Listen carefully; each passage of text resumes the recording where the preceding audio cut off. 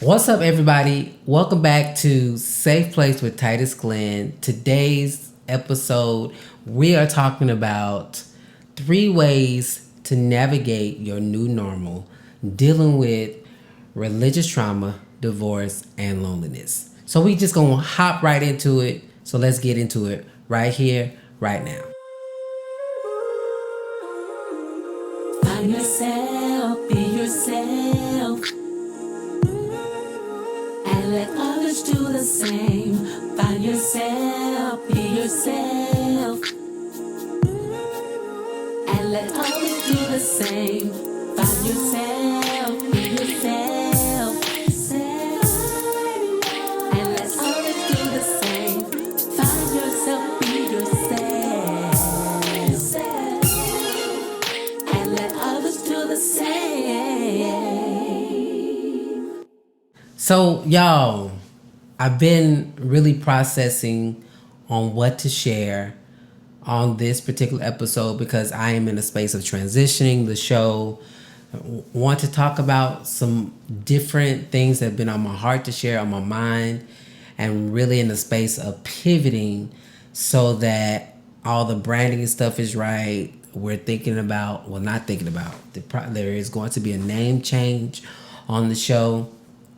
And so I'm really finding, what do we talk about in this space of being safe while we are transitioning in this new space of this new name, this new show, and really honing in on other topics that I will go ahead and say might be offensive to some, but I feel like the conversation is definitely needed because people my age, people that are behind me, people that are probably already a little older than me, I believe it's just a conversation that, and especially in the Black church, we're having because we are growing, things are changing, and it just feels right. So, with all that said, I was like, okay, what do we talk about today, so that you guys can have information, value, be encouraged, be strengthened, and just be in a space to where you're getting everything that you need out of this podcast for those that are joining, watching, and those that might join while we are in a space of pivoting in this new direction. So, with all that said, let's get into this topic. 3 ways to navigate your new normal. We're talking about religious trauma, divorce, and loneliness. And for those that are like, well, why all three? I picked all three because those are things that I felt like I was going through all at the exact same time. What do you mean, Titus? Well, when I got my divorce, there was already a experience of not having my family like I would consider I had my family. And so I'm in this apartment by myself.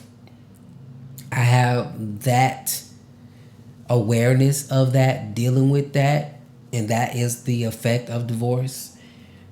Me leaving my children, they're the mother of my children. I want to say leaving, let me say it like this: us deciding to part ways for the sake of us just being better people for ourselves and for the world.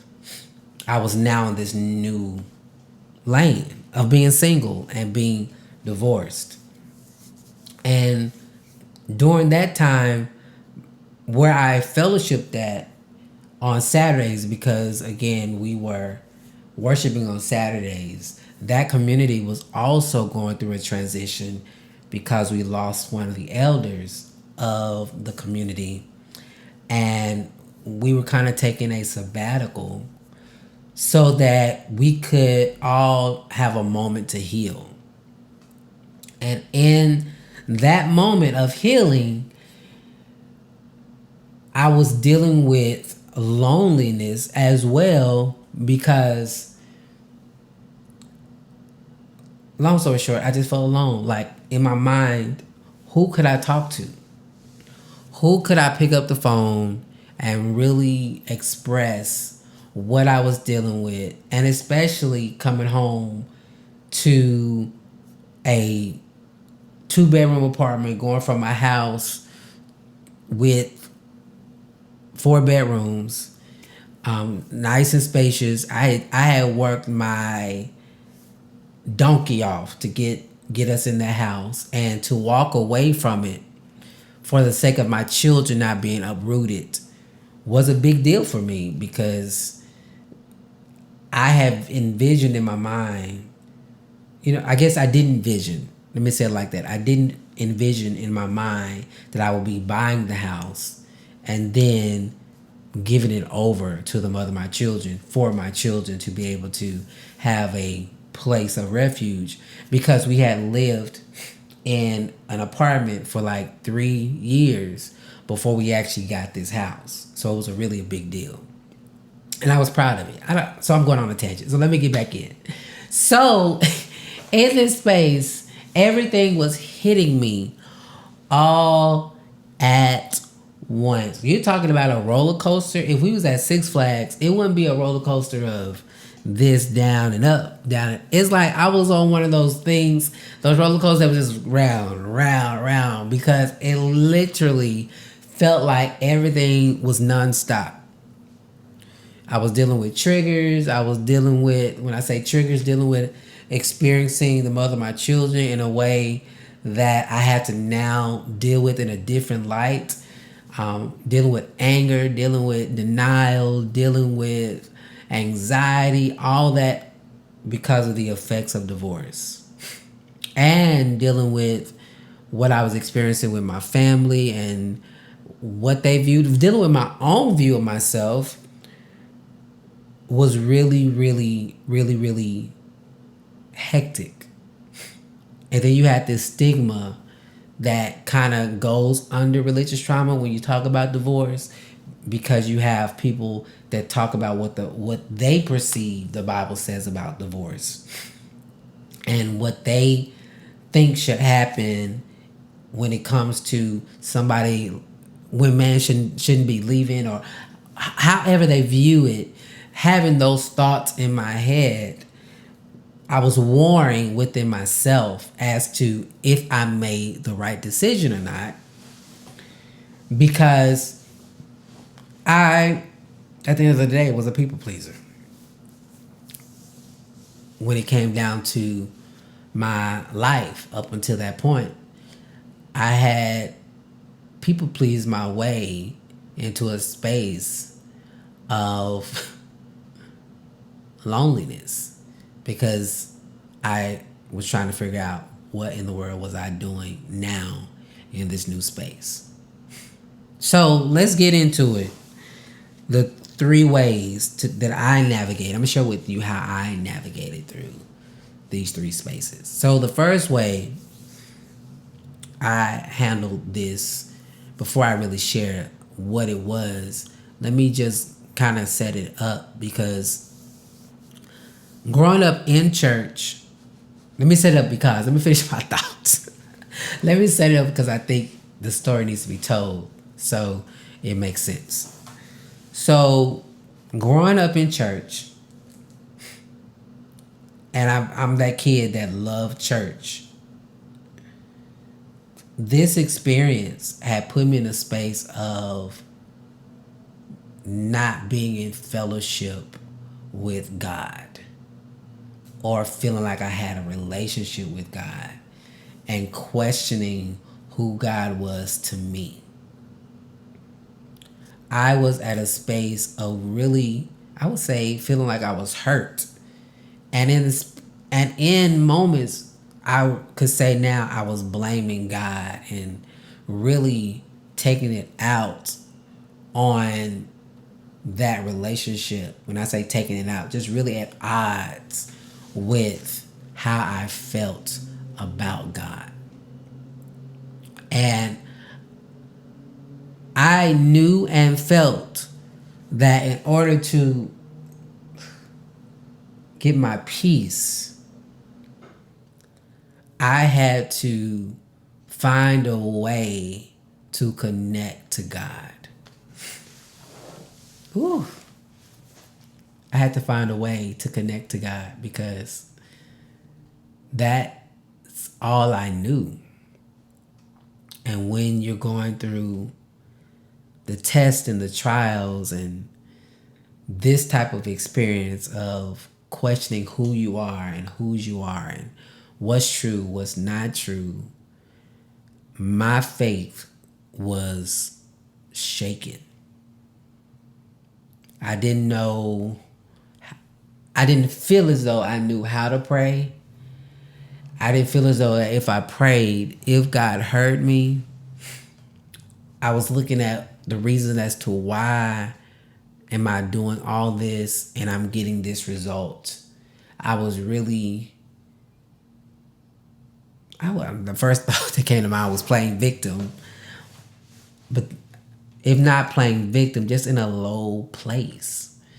And I knew coming out of the house from my children is that I felt a need to really reconnect with God. And one of the ways I decided to do that was taking a prayer class. And when I was looking at how to do that,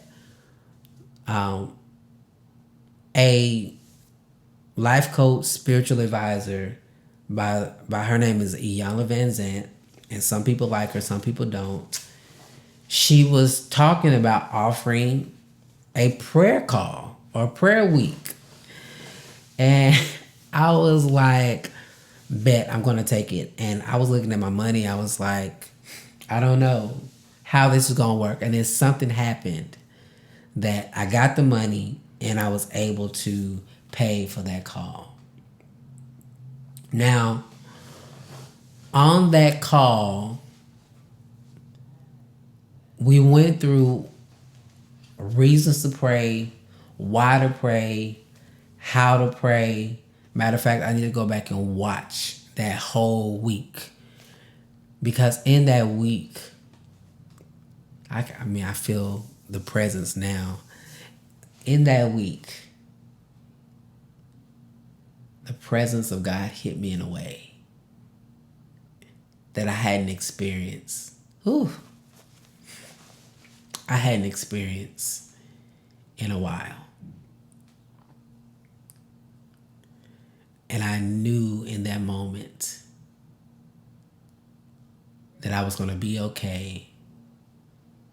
And I knew in that moment the importance, or if I didn't know all the way, a seed was replanted for me to want to establish my foundation again with God.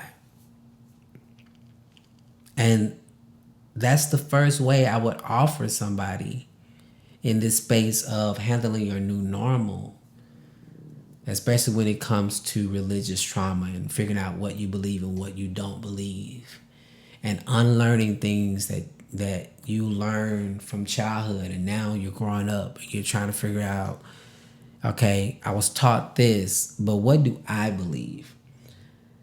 And that's like some things that our parents had to do.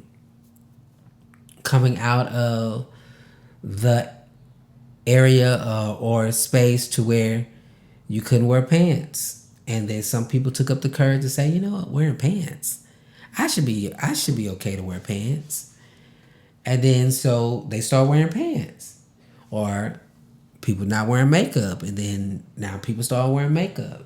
To me, it's the same thing. And so when you go through this type of journey and you're in this new space, sometimes it might require you tapping in to new opportunities, even when it comes to connecting your faith. I can even imagine, if y'all ever seen Tina Turner, I'm gonna bring this up because I feel like it's really, really crucial and important on where I feel like my show is going to go when it comes to talking about safe place and having these conversations. I can remember watching Tina Turner, What Love Got to Do with It, and she grew up in a Baptist or Christian church or something like that, and they shunned her and they did all this. But when she went through all the hell that she went through, she found a way. Whether you believe it or not, she found a way to connect to God through a different practice. And some people find a way, if it's not Baptist, they may go to Pentecostal, or they may go to Hebrew like I did. Like there was different transitions in my life to where I outgrew a certain denominational. I felt like I outgrew a certain denomination and moved to a different place that could feed me. And when you continue to grow, you have to do that, especially when you're in a dark place of trying to heal. You might have to find a new practice or a new church or fellowship that you align with, that you can sit under and heal. Don't mean that you may believe everything that they have to say.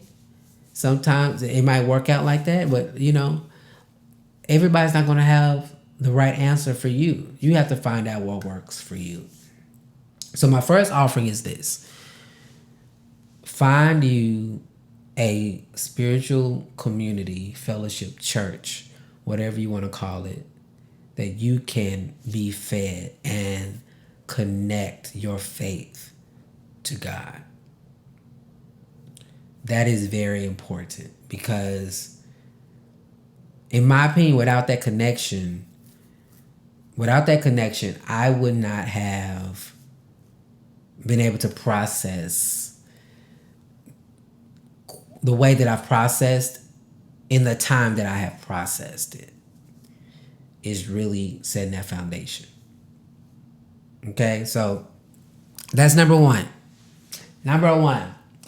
Number two, when it comes to navigating your new normal, dealing with, again, religious trauma, dealing with divorce, dealing with loneliness. Number two, I would say, be open to establishing new sets of friends. Yes, it might be scary. Yes, you might be vulnerable. Yes, you might be, I'm finna say lazy. You might be that too.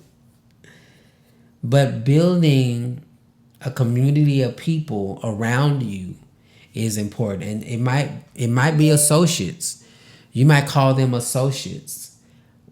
But what I did, and what I wouldn't just say me, what I feel like God did for me, He surrounded me with friends. People that I feel and felt genuinely loved me and didn't want anything from me. And one of those people, well, two of those people had already went through a divorce. So I was able to talk to them about what I had experienced. Like, I call him my brother. My brother Norman. Like he's like my blood brother. Norman knows a lot. He knows a lot about Titus Glenn. I could legit let my hair down, and there's just a vibe that we have that I feel safe there. And even now to this day, Norman will call me every week and we just talk. Or he'll just call to check in, even if it's just, brother, I didn't want nothing. He will legit just talk and just check on me. And in that brotherhood, from the moment that I have walked on this side of divorce, he has been essential to even the moments that I've cried. He's been on the phone just to hold space for me. So you got to have friends like that. And then, of course, I had my other set of friends, Madam Secretary and Takara from Pen and Heart and TTT. We had developed a circle to where we were talking about any, when I say any, A-N-Y, any and every, E-V-E-R-Y. Not that I'm looking at it in my head. Any and everything. We were talking about it in the most safest of ways. And they taught me how to open up my heart to trust again. They taught me how to be able to deal with conflict and be okay with navigating this new space of friendship. And then, of course, like my best friend now, Carter, like he's like he's like another key piece. So it's like I have like three different sets of small circles of friends, but these three areas of friendship, Carter, Takara, and Madam Secretary and Norman, when I say in the last couple of years, okay, I'm gonna try not to cry.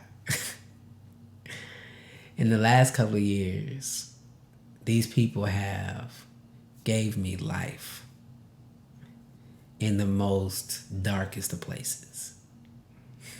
And even now, I could call them and say, hey, I need you.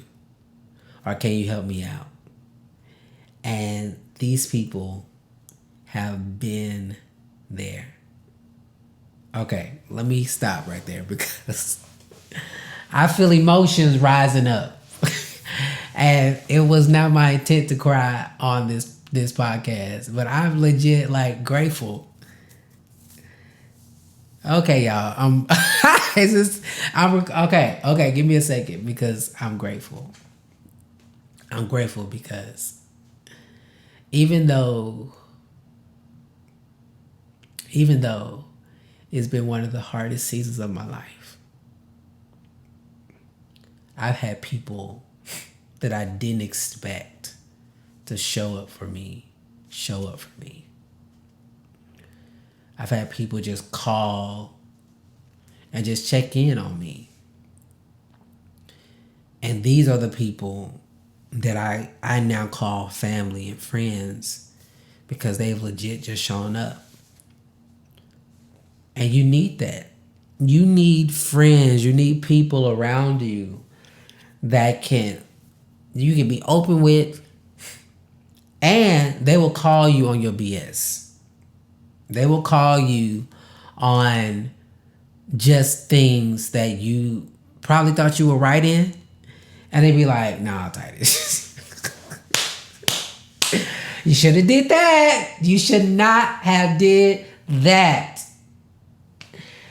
And in every space of these friends, they have been just that. They have pulled my tail. They've said, no, Titus, don't do that. Try this. Or they have just held space. Okay, I'm going to let you talk.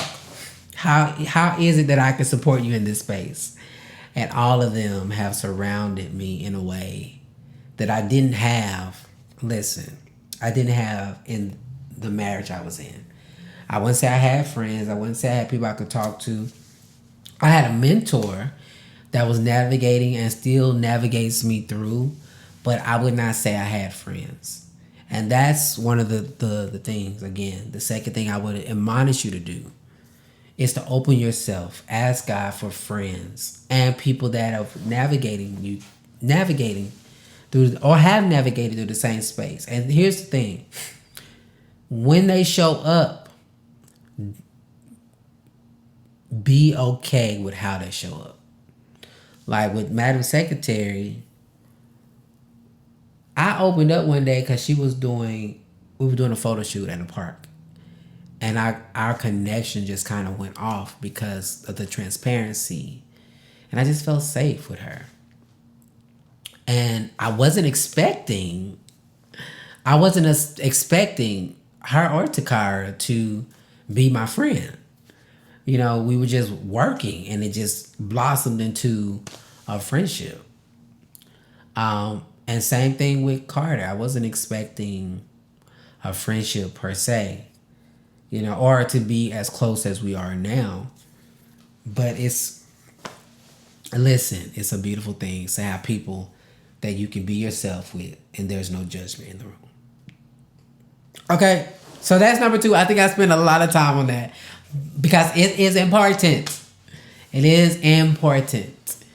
And the last The last thing I would encourage you to do, well, if I could tie that up, like, because I think friends is important because it helps with the loneliness. And they can help two ways. It can help with the loneliness because you have people that you can get out the house with if you want to go talk and vent. There were several times I would go to Madam Secretary and we would just chill out on her porch and just talk and just be there for one another. And so that helped with the loneliness. And if I needed somebody to call and talk to, she was just there. Or Carter or Norman or Takara. Like they were just there. So having these people that when you are feeling lonely, you can say, hey, I just need somebody. And that helps you versus not talking or not doing anything about it. It helps you know and helps you have a space to actually call on people. Okay? Next thing, and the last thing we'll talk about for today, is be okay with seeking professional help.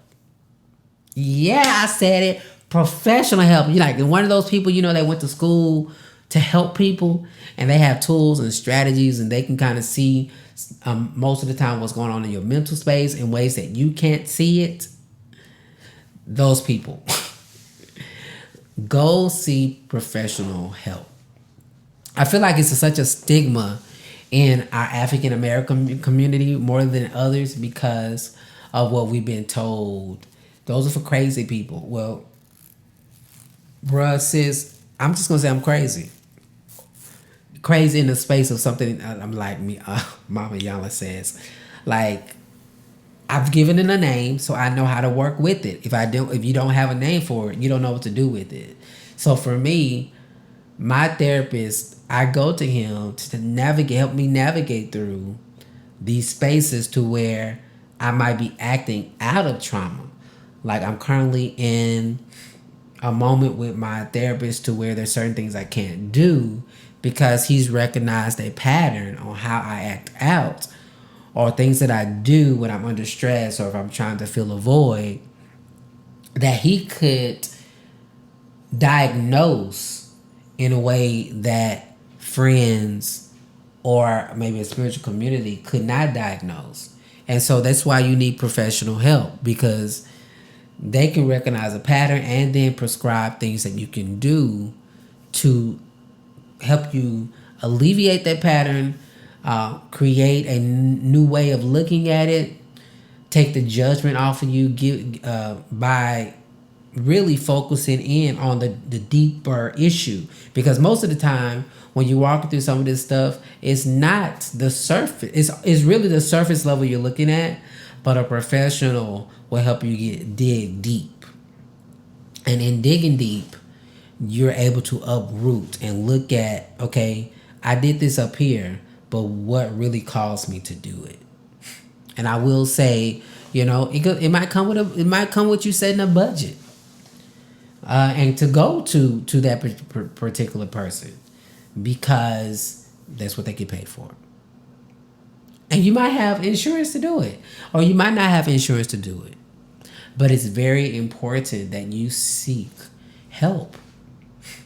And here's the thing, that professional, when you pick the right professional, should be able to help you navigate through your religious trauma, the divorce, and your loneliness. I remember talking to my therapist one time about loneliness and talking about some things that I wanted to do to alleviate and the loneliness. And he was like, Titus, don't do this, do this.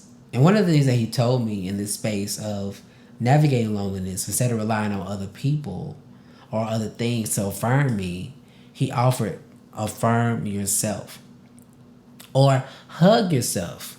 How often do we actually hug ourselves without wanting the affection from somebody else?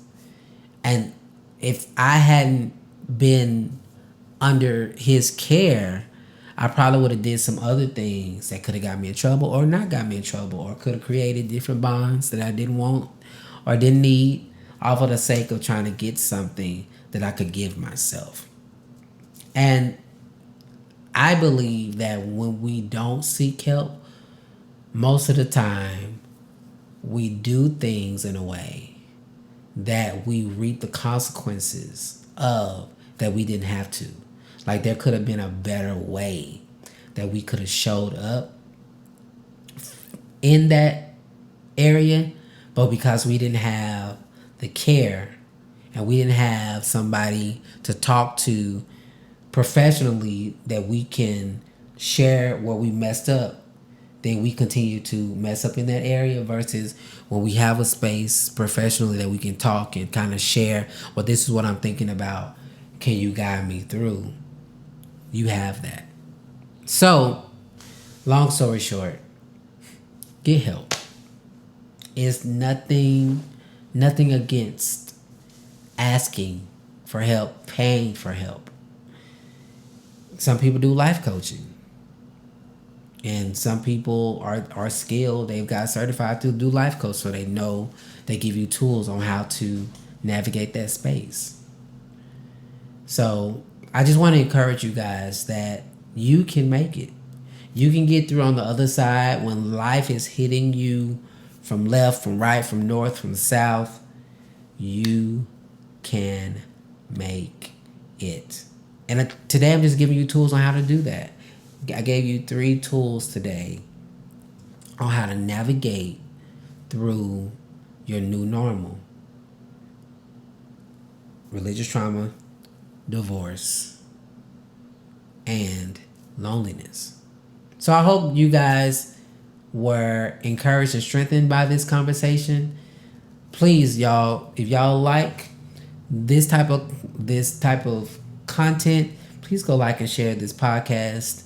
Go follow the group, Safe Place with Titus Glenn. Soon we're going to release a new name change, but for now, go follow Safe Place with Titus Glenn so you have all the updates, you have all the new show notes, podcast information, and if there's a topic that you want to talk about, something that we haven't discussed but you have questions about, please inbox me, let me know what you think, and we're going to get it. We're just going to start having these conversations.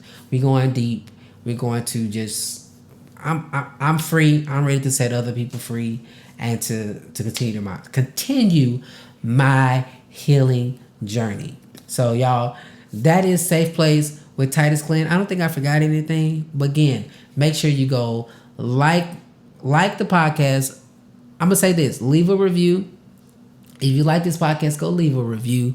It'll help with the algorithm. If you see me posting these little clips on social media, please like, share, tag people so that they are aware that this podcast is in full effect. So God bless you guys. You guys have an amazing night, and we will talk later. Find yourself, be yourself, and let others do the same. Find yourself, be yourself, and let others do the same. Find yourself, be